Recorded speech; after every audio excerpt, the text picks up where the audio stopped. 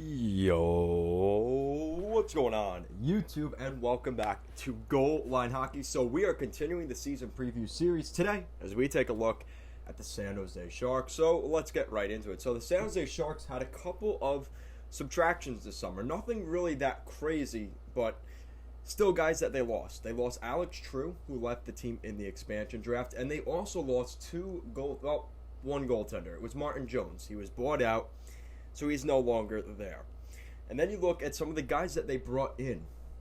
You bring in Nick Bonino, Andrew Cogliano, Nick Merkley, Lane Peterson, and then in between the pipes, two new goalies, James Reimer and Adin Hill.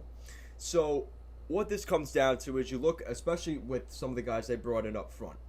Some of these guys like Nick Bonino, he's won Stanley Cups in Pittsburgh. He did pretty well in Minnesota last year, just they weren't able to re-sign him. He ends up going to San Jose, a nice value pickup. Cogliano, he's had that Iron Man streak that has been broken since, but he is one of those guys that is just always in the lineup. And now he heads back to the West Coast after being in Dallas for a little while. Before that, he spent a long time with the Anaheim Ducks, the rival of the San Jose Sharks. Nick Merkley down the road in Arizona. Lane Peterson, they acquired him from the Arizona Coyotes, so two former Yotes draft picks there. And then James Reimer comes in, who has been kind of bouncing around the league a little bit. Spent last season in Carolina, and they decided to go in a different direction, so Reimer now ends up in San Jose. They also bring in Adin Hill, again, another Arizona Coyotes prospect, or draft pick, and Adin Hill now is projected to be the starting goaltender in San Jose. Now, I know Devin Dubnyk is another guy that they technically lost, but he really wasn't working out with the Sharks anyway. You kind of knew that wasn't going to work long term, and that was one of the guys they left. So the big theme of this offseason was, for the Sharks, was in between the pipes. Now, you look at some of their top point producers last season, leading the way. Those allegations that he was fudging the games and stuff for the gambling. I mean, he led the team in points. Evander Kane, 49 points. Tomas Hertl, Logan Couture, Timo Meier, Brent Burns, Kevin LeBanc, Erik Karlsson. Those guys are all still there, which is the good thing. The problem is their production wasn't where it needed to be. You look at the top point producers. Brent Burns, he had 29 points last season. He was 5th on the team in points all of last season. That's just not enough. And that was a big issue for the Sharks last year. Just not enough goal scoring. Now you're going to see guys like Nikolai Nijov start to pick things up. John Leonard, Dylan Gambrell, those guys are going to have to develop a little bit. And on the back end, a guy like Mario Ferraro has to become a top 4 defenseman. So as those guys start to develop and continue to take on bigger roles, the Sharks will be in a better position. But with that said, they are in the Pacific Division, which does give them some hope, but that doesn't guarantee that they will get in the playoffs still. You look at their lineup, again, projected lineups from Daily Faceoff. Evander Kane, Logan Couture, and Kevin LeBanc. Will those, will those three guys even be here in training camp? I don't know. There have been rumors that we could see a Kane, LeBanc trade. So nothing's really set in stone there. And the same thing goes for the second line. We've heard rumors about Timo Meier, Tomas Hertl potentially being on the trade block as well, especially considering Tomas Hertl has 1 year left on his deal. And then you have some young blood in there with Alex Barbanov jumping into the lineup in the top 6. Now, in the bottom 6, things get a little bit interesting, but a lot of faces that are staying the same for the most part. John Leonard comes back, Nick Bonino, one of the new guys. Rudolph's Balsers, he will be back in the lineup in the bottom 6. Andrew Cogliano, Dylan Gambrell, and Matt Nieto, who is back in San Jose. That's your bottom 6. Again, nothing really special in that group. But again, I like Nick Bonino in that role with the Sharks. I think he'll be a good veteran leader in the locker room for some of these younger guys coming in, like Barbanov, Leonard.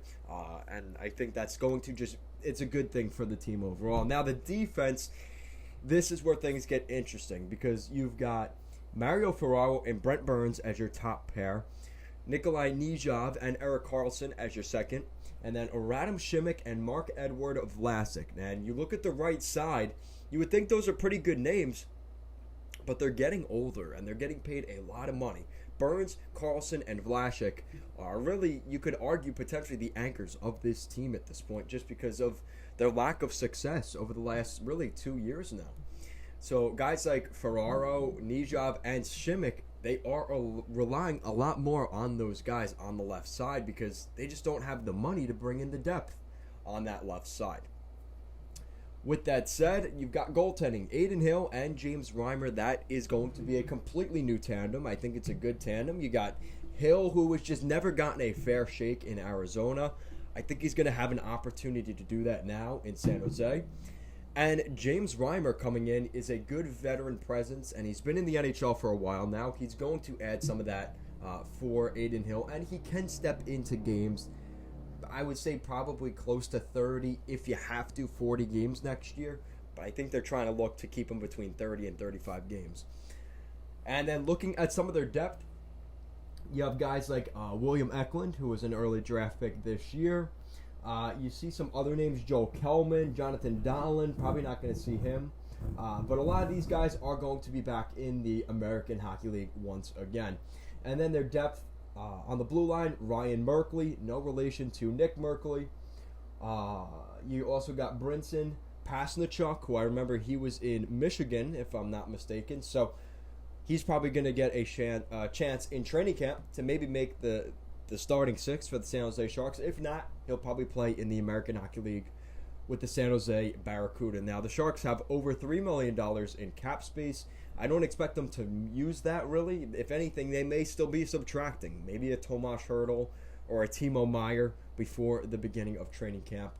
As you know, some of them have 1 year left on their contracts. And I just think it's to the point where Doug Wilson maybe sees that this team isn't what he was hoping they would be. And I love Bob Boughner as a coach, but their run-and-gun offensive style, it can help you through a regular season a little bit. But the problem is it hasn't been sustainable enough where they could even get into the playoffs. So I love Bob Boughner as a coach. I hope things work out for him this year in San Jose. But I think this team has a couple of issues. And like I said, I think goaltending was a big one that they did fix. They may have fixed that. But there are some concerns about your defense and maybe lack of depth for them to get back in the playoffs. And again, as teams like LA have gotten better, as obviously Vegas is a good team, the Canadian teams, you got Edmonton and Vancouver that are really in that conversation.